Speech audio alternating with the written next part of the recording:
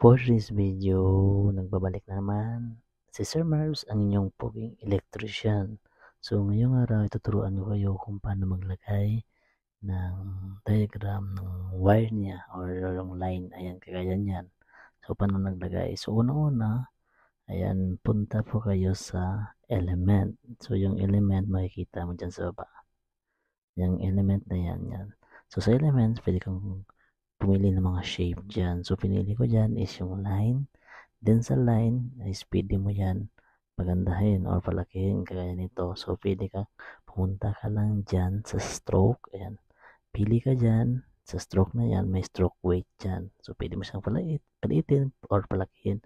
At syempre, may mga endpoints yan. Pwede broken line, straight line, or mas maliit na mga broke line. So ayun lang. I hope meron kang tips na natunan ngayon.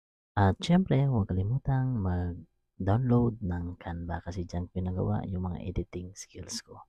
Syempre, thank you and please follow and subscribe for more.